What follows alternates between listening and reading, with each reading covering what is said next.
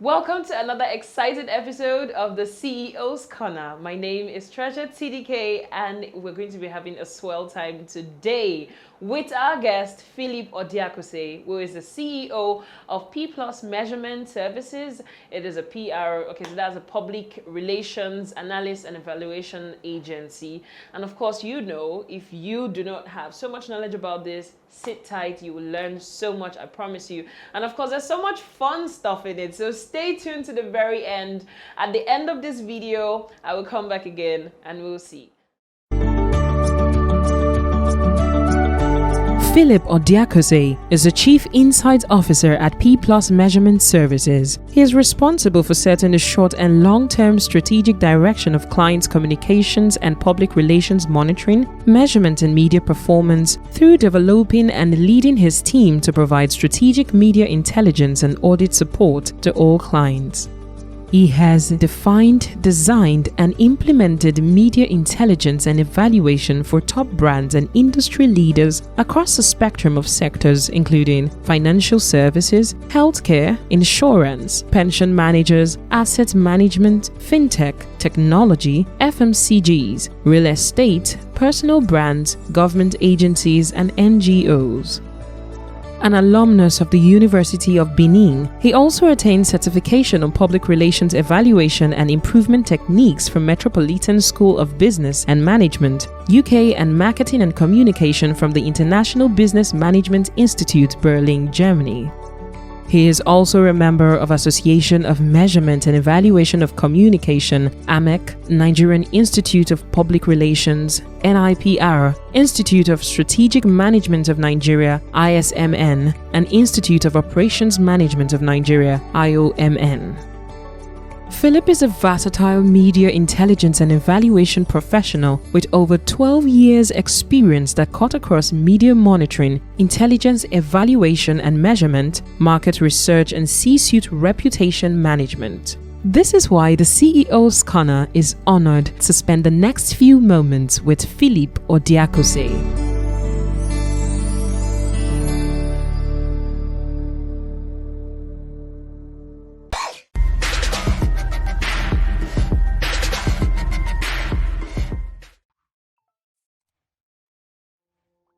Welcome to another exciting episode of the CEO's Corner. My name is Treasure TDK and I'm here with our guest today, Philip Odiakose.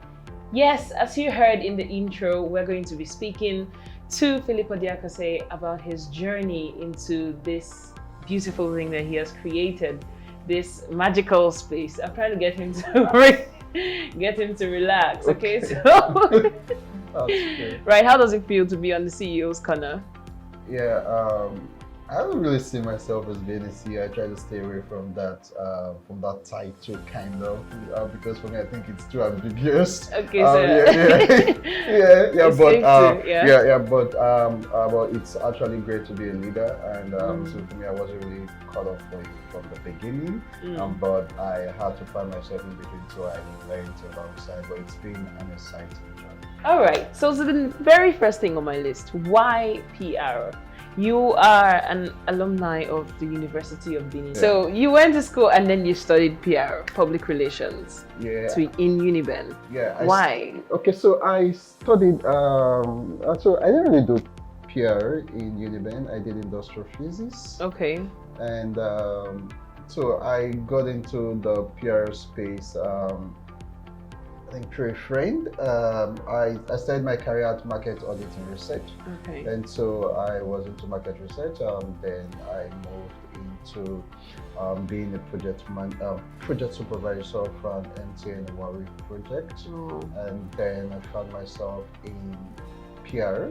The first industry I worked in the PR industry was Redline. Which was being housed by Spread then, and so I came into the industry straight up as head of media monitoring and evaluation. So and that was a big task for me, and because I've not done anything about PR, I don't know anything about monitoring, but I'm supposed to head a unit because there's a slight touch in the background in market research. Oh, okay. Right, so I got into the industry, and that's the journey so far. So why did you get into the industry? What pulled you there? Why not medicine or law or mass communication or? Okay, yeah. So I had this thing for data analysis from the beginning. So when I got into the PR industry, I was particular about what the outcome of the entire activity, the PR engagement is, and so I had to choose a niche for myself. And because in the PR industry, there's a content writer, there's a client service expert, there is digital, there's analysis. So I chose analysis. Okay. And so I wanted to prove the value of PR. I wanted to tell more compiling story with data, and so that was that's how my journey actually started. So like, what's the business process like? So our business process, we take keen interest in the from media monitoring. We move to data gathering, from data gathering to data verification. We verify the data, we analyze the data, and we audit the data. So, so for us, the advantage we have over the online media monitoring tool, you guys, is the fact that our processes are human curated, unlike the 100% automation, because we believe that brand objective differs. Campaign objective differs, so the results and analysis should also differ as well, unlike the one-size-fits-all analysis you get out there. So our advantage we've had in the market in the last 7 years, it's a human curated analyst, and we've been taking the journey. Okay, so at this point, I think we need to break it down to bits. Okay. Who exactly needs the services of a PR agency? Or who needs PR services? Like, why? Break it down. Okay, to so layman. Okay, so I'll rephrase the question to who needs PR measurement and evaluation. Yes. Okay. Right, and so PR measurement and evaluation, it has been there as old as the profession, and so but it has actually taken a bit of back step all along, because there's a huge denial on what the value of PR should be in the profession as a whole. Okay. So measurement and evaluation, it's been needed by every organization that want to grow, that want exposure, that want also to have and also to tell their story. So the main consumers of our product are corporate communications, PR organizations, marketing managers, brand managers, product managers. So it's more about those that want to measure and evaluate the impact of the media and the brand as well. Oh, okay. So it's like a check and balance, or checkmate, or yeah, like an auditing process. So so for us, we are more of the mantra that anything that cannot be measured, it obviously cannot be done. Right, it's all because at the end of the day, there needs to be an impact assessment. So if I'm to spend $1 on PR, or spend $1, $10 on PR, there should be a level of impact assessment, because what we find over time is brands are spending heavily on PR, heavily on engagement, but there's very little interest or spend in terms of measuring the impact of that campaign. So we came into the industry to close that gap, making brands understand that you can't just keep throwing millions out there. There needs to be a measure in place to show the value of what you're doing. So in a way, people call us, some people call us media intelligence, some people call us PR auditors. So for me, it's more about being an auditor, right? Because the job of the PR industry is needs to be audited from an independent point of view for client to have value. So that was the catch. Okay. Yeah, and so that's how we started, and that's the point where we are now. All right. So, speaking of spending $1 or $2 for this service, how well is this practiced in Nigeria? Because I mean, You know, Okay. Nigerians. Yeah. So it's management and evaluation in Nigeria it's still a gold mine. I'll Yeah. be very honest with you. We've we have over close to 4 players, major players in the industry. Oh wow. Currently, we have the likes of Media Monitoring Services, MMS. We have Media Track. We also have TMKG, and we have P+. Those are the 4 major players in Nigeria, and so the activity and the contribution of the 4 players in the industry, we've actually not taken 10% of the thing in Nigeria. I'll be very honest with you. Wow. It's still a huge run, so that's why for us we believe that there's a need for continuous education in the area of acceptance, because people are still trying to struggle to understand why I should spend in measurement and evaluation when I've paid my PR agency to put my story out there. So, but they need to understand that there's a 2 separate entity on putting a story and evaluating what it's all about. Okay. So in terms of spend and acceptance out there, we've actually gotten that, but I think we still have more to do in that regard as well. Oh, okay. So now, there on a lighter note, P+ measurement. How? How did you come to P+ measurement? All right, so P+ measurement. Okay, the bet of P+ measurement started from the need for an healthy brand assessment and impact. Like I said, I started my journey, my PR measurement journey, when I got my first take into the PR industry through Redline, and so I was a media analyst, and I moved from Redline. I went to MediaCraft. I did a good time in MediaCraft, and so I went to Sistema PR. So I did some great time in PR industry, and so I noticed over time that there's bad practice in the industry, generally on the need for brands to independently assess without bias, to tell the client, to tell brands the actual positions and the health of the story. Because why? You can pay me 2 million monthly to manage your reputation, and at the end of the month, I am coming to report to you that you didn't do well. But come on, I'm going to play with those numbers. Yeah. That's by default bias crossing. So at that point, I said to myself, there's need to be an independent body that needs to assess the PR industry. Because why? This is actually a general excuse of what's actually happening, right? Because mentally, you can pay me 2 million and to manage your reputation. At the end of the month, I'm coming to you and say, oh, so you really did not do well. It's like I am marking down myself. Yeah. Right? And so the only option I have is to play with those data, manipulate the data, and look good. Okay. But indirectly, the brand health, it's dying. Going down, going down, right? So it means that brand health should supersede retainer.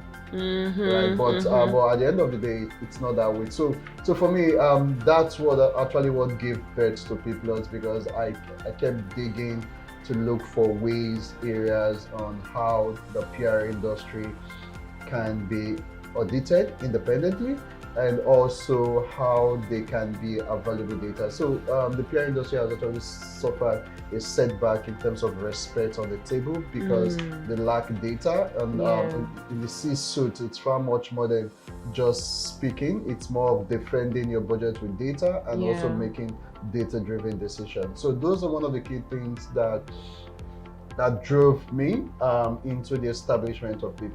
And we say we want to do this. At the start, it looks like a joke because we have people that have done a lot in the industry, and they said, oh, come on, who is this guy that he wants to audit us, that he wants to, but I tried not to listen to what people are going to say. I pay more attention to what I'm driving at. Yeah, what you're And carrying. so I started that. Then I looked into joining AMEC. AMEC is the Association for Management and Evaluation of Communication, and we are excited to be the only member in the last 7 years. Wow, and how has that helped you? Yeah, so trust me, that has been great. It has actually enabled us to provide global service to our local market. Wow. And also give us room for education, knowledge, and also, most importantly, international business. Wow. Because we happen to be more like an hub in terms of Nigeria for every other AMEC member that has an inter-country business to deal with as well. So it has been a great journey for us, and I think we're excited. No, I'm really curious. That's beautiful, actually. Really awesome. Yeah. I'm curious, how does it work if you have to audit and measure for another PR company? It's like I'm a doctor and I'm sick and I need another doctor to treat me.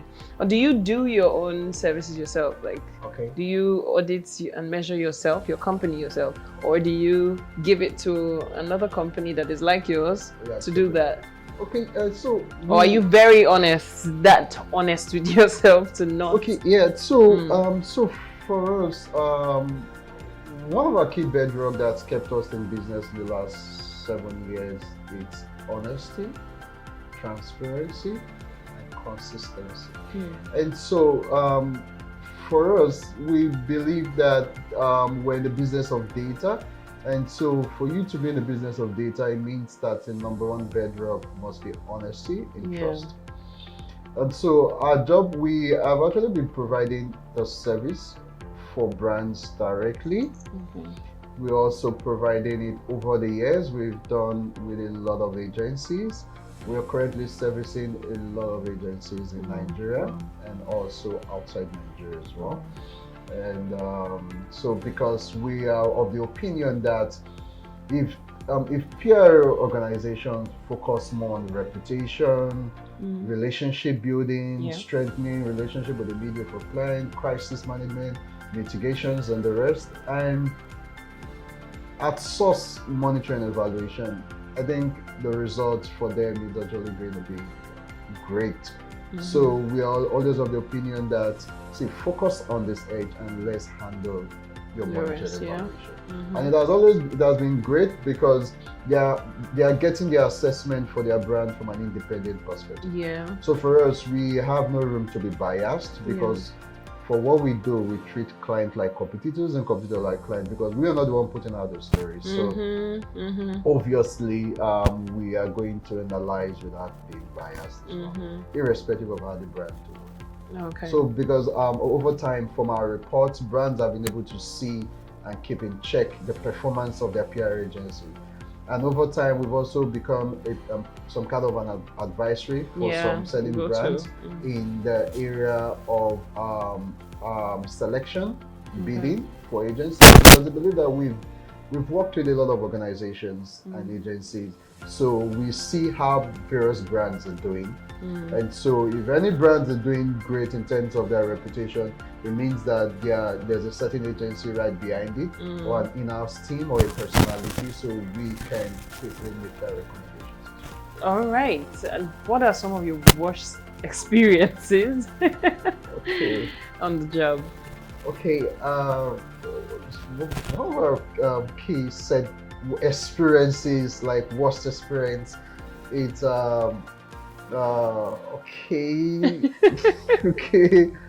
So we, like I said, it has actually been a journey, and we've actually made a fair share of our mistakes. We've made a fair share of our mistakes, but for us, for me personally, one of my key mantra is not to look back to failures, setback, just keep forward. And so I try as much as possible not to rest there. Not to rest there in terms of because there's a way how the past our past negativity tends to affect your results in the future. And so I try as much as possible to stay away from. But we've actually had our moments we've had our Can you share some of them? Just at least one that, you know, maybe you got to that point and you're like, I'm done. Or I think I just don't want to do this anymore. Okay. Was there any point like that? Yeah. Okay. So we already got a job, a contract in between, and it was actually a government thing, not the Nigerian government. Okay. And so we're talking about your worst moment, and then you say government. So you had to clarify. Yeah, I had to clarify. So they don't assume. Yeah, definitely. Okay. So our government is doing well. In other words. Yeah. Okay. Oh my goodness. Like seriously. Okay, fine. Let's go on. Okay, yeah, so as when Peter came, and so for me, I'm much more concerned about my integrity versus what I'm gonna make from that business. Yeah. So that's why over time, for people that know me well, they'll tell you I actually walk away from businesses. Juicy ones. It's not that we have gotten to that point that we have made a lot of money or brands in our organization, so we can get them. But I think it's more about doing business that you can go to sleep. Right. So we actually had I was entangled in an external government project, and it had to do with online distribution at that point. And so they subscribed to an online distribution, and so the distribution service was supposed to push out stories to counter an opponent in that country, right? So for us, we thought we were just doing business, and so when the hits start coming, the phone calls start coming. Right. So I was actually in a panic mode at that point in time because for me, we thought that it was just a distribution service that someone had to pay for, but we had to find out that it went beyond that. And I said, we learned our lesson though. I actually personally had to cut the project in between. We returned funds. Yeah. So because, like I said to you, I want to do business and go to bed. Yes. Right. So we returned funds, and I picked up a lesson from there. And we also had another in Nigeria. I'm going very low in that. So there was an organization we were dealing on, and they also needed a distribution service. And so we didn't know the distribution service was to be used as a tool, right, to hit up. And so when it started, we started getting mail calls right, left, and center. You guys are fighting our brands. You guys are doing. So it was all hit. So it was building up bad blood. And so in short, that certain thing built a bad blood. That there's a certain organization we know that till a phase passes, we're obviously not going to work with that organization. It's like your black book. Yeah, like a black book. Every company has a black book. Yeah, you don't have to use it, but you always have it. Yeah, so like we've had our own share, our own rough one, but like I said to you, we are more particular about learning lessons and also ensuring that the lessons, the mistakes that are being made, the mistakes made and lessons learned are being implemented in the future. Yeah. So now let's go to the good part, because I'm sure that was really heavy for you to say. Like your chest was in your mouth, like, oh God, what's moment?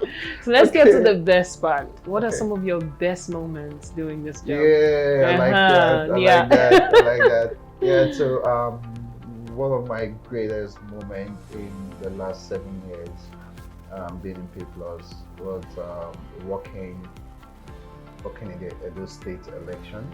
The state election, the Lagos State election, and a big part of the Anambra State election. So why that got me so excited was that I saw directly how our timely media monitoring is actually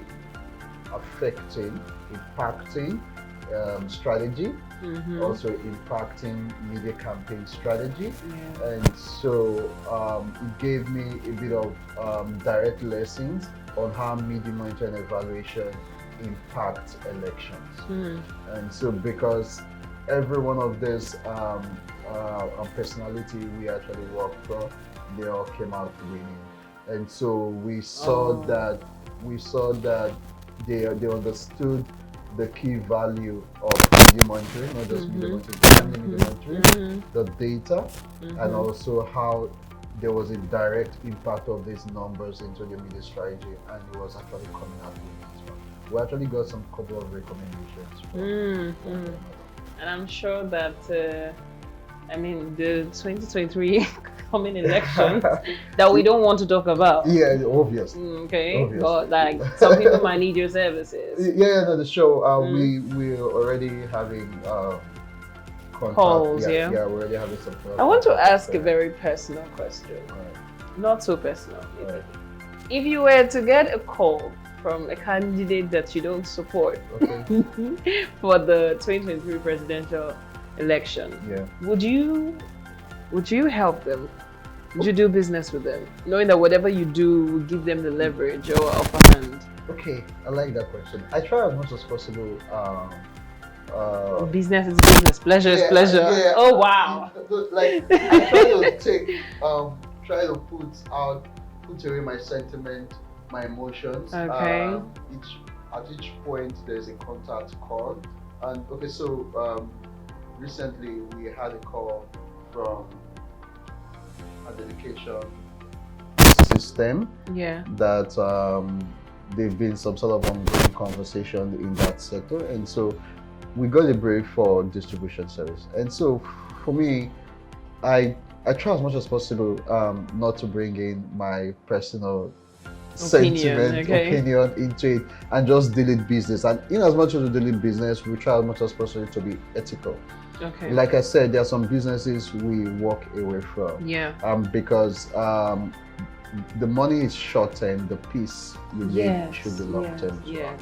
And so should we have that, which it has happened previously in the past, that we had a candidate from X party reaching out to us, and we're dealing on a certain job with them. A candidate on Y party came to us, and X party wasn't dealing well, and we dropped X party and we took off Y party. Oh wow! So for me, so that's why I try as much as possible not to be political, right? Because I want to deal without bias. So without bias. Yeah. President Buhari comes to you today. Yeah. I need your services. Oh, come on now. Maybe there was a controversy that you know. Okay. Yeah. If you put out data in the light that he wants it to go out in, sort of.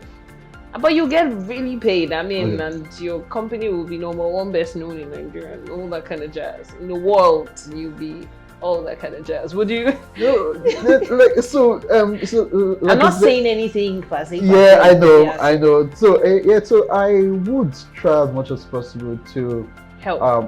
To understand the contents of what we want to do. Come on, we already know how the system works. That you just need to be very careful on how you deal in terms of government, because maybe it's going to come onto you 10 years from now if you're not careful, or 20 years from now. It's always not an immediate thing. So that's what I've understood in the trends, because I've done some couple of stuff in the government. Sometimes it comes back at you. Over time. So I see how this thing works. So I always try as much as possible. Every dealings we always have with the government system, we try to keep the books open. We try to keep it clean. I also try to understand, or to try to see the devil in the details as well, right? So in dealing generally in the system, the devil is always in the details. So I think you need to go for that before you even go for the numbers in terms of the money as well. All right. So now the future of P Plus measurement. What do you see it to be?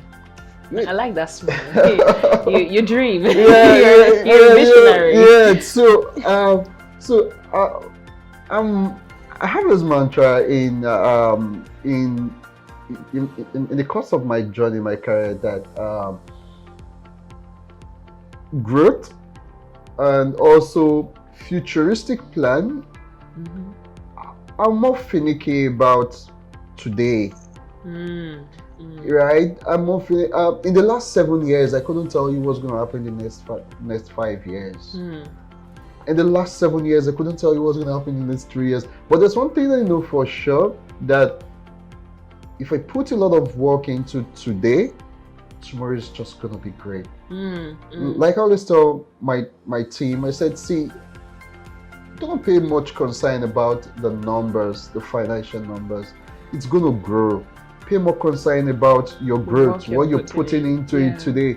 Automatically, the numbers is actually going to grow, right? Then because when you put more focus on the numbers, your career, you're just not going to grow. You just find out that you're making money and you're not happy, right? It's no fulfillment. So for me, it's about I'm working to a certain point that work is no longer work. I begin to enjoy what I do. I can do what I'm doing for free. There was a certain organization, a certain government organization we worked for over 4 years for free. Wow. They called us one day and they said, oh, Phil, they're actually not in their budget sphere though. And so they called us and said, oh, Phil, you guys should send your account number. We need to. I said no. I said I want the business. I don't need the money. I want the business. Okay. So you guys have done so much. Like we've not seen this type before. I said I know. Well, let's get the business. So for me, I think it's more what you're being passionate about, right? And so should you get to that point, I think the numbers wouldn't be much of a problem. So for me, in the next 10 years, I see the next 10 years, the next 5 years, I see people are still being the thought leader. And so for me, like I said, we were currently the thought leader in the area of peer measurement and evaluation in Nigeria. And so in the next 10 years, we want to still remain there. We want to see the growth in terms of acceptance in measurement and evaluation grow to all become consultants, right? And also, we also want to grow in the terms of global partnership, right? And so the global partnership, we are very careful about that. Because we do not want to sell out, right? And so so because we've had 5 years ago, 7 years ago, when we started 2 months into the business, we had an organization approaching us on an acquisition, right? And so at that point, I really do not know what the value of the agency is at that point in time. Right, so they made an offer. It was a good one. At that point, it was a good one. It was running into millions, and so for me, I didn't have need or use for the money at that time. So I didn't know why they were so concerned about the acquisition. We were just 2 months, right? So we're still trying to put our feet on the floor and so on. So, but for me, I saw that the money was a lot for me at that time, and I didn't know what I want to do with that. So, so what I said to them, I know what I want to do with. So what I said to them at that point in time is, it sounds great, it's nice, it's juicy, but please, can we just take our time on this as well? Wow. Right, because at the end of the day, it was going to be a 70-30 margin, and we're still going to be the one running the thing here. And so at the end of the day, so it was 2 months, like I said, and the offer was juicy, but I don't know what I want to do with that at that point in time, right? And because I wasn't ready to see such amount of money right to my text, right? So but 7 years down the line, I was very happy. We didn't take that step. Right, because I had to find out that I had to see what they saw, right? So probably they've actually seen, maybe they saw a lot much more bigger before I did, but I think I'm seeing what they saw then, and we were still friends. You know, we're still friends. We're keeping the contact, but like I said, in the next 10 years, we want to see the area of global partnership. We currently have a partnership currently with an East African media monitoring agency, RealFog. RealFog is the biggest media monitoring agency in East Africa, where they handle our jobs in Kenya, Mozambique, Zimbabwe, Tanzania. Wow. Right, and so we're working for them in the Nigerian Ghana market as well. We've done some couple of stuff with WHO and the rest of them as well. That's huge. So yeah, but we are also looking at in the next 10 years, like I said, we are also looking at for global partnership to create expansion and also still keep the Nigerian market as a baby for us as well. Okay, first things first. The next time you receive the money, you don't know what to do with it, just reach out to me. Say, Treasure TDK. Okay. I got some money. I don't know what to do with it. Oh my goodness. I know a lot of things that I can do with that money. No matter how massive it is, put it to good use. That's right. You know, give glory to God at the end of the day. That's right. If there was one thing you would do different, if you were to go back in time when you first started, what would it be? Okay. Moment of So truth. there'll be nothing you do different. You know, I think there will be nothing I do different because for people that know me, I'm very much In the careful, now. finicky in every step I take. Okay. I ask a lot of questions. Right. So I think the journey has its downs, right? And so, like I said, there are some steps that I took. So for us, it's we humans that label failure, label setbacks. Yes. Right? These are names that is being given by us, failure, setback. But in turns, they always turn out to be positive at the end of the day, right? So like the P positive. Yeah, you know. So I try as much as possible. If we lose an account today, I'm more concerned, first of all, why we did that. Okay. What happened? Okay, then I move.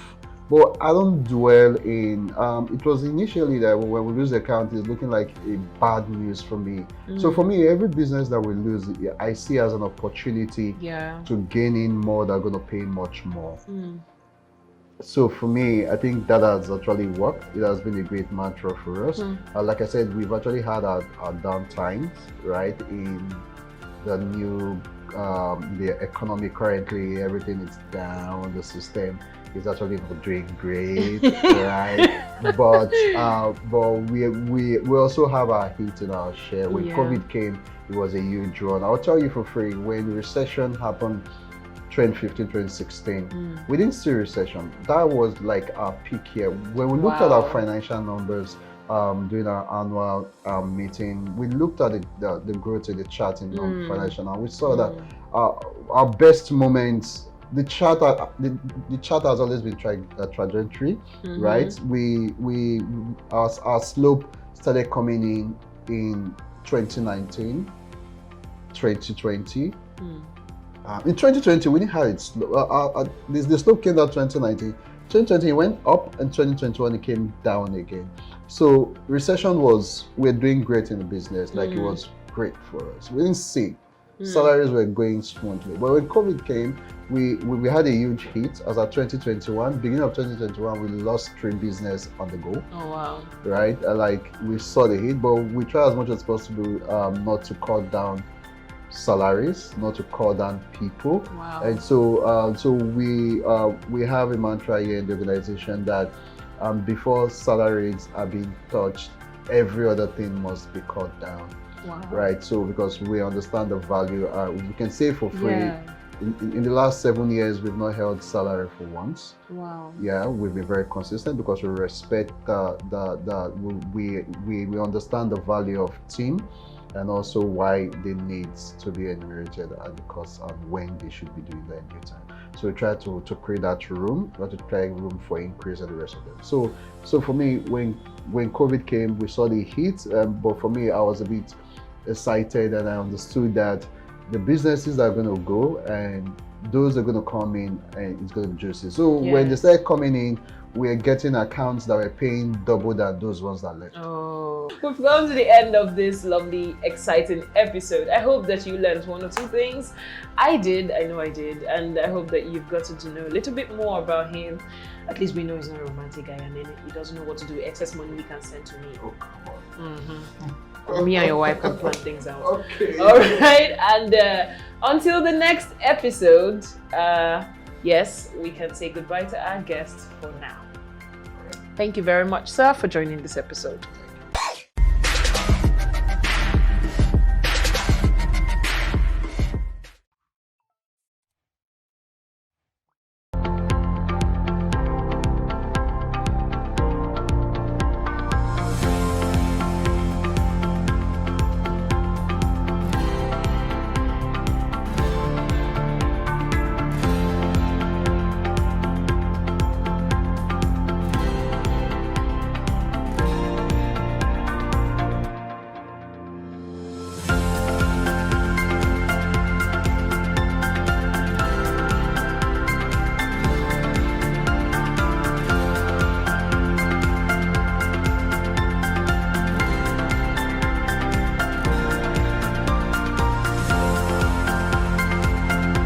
Wow, that was amazing. That was refreshing and actually very, very relaxing. I hope that you smiled all through, because I almost did.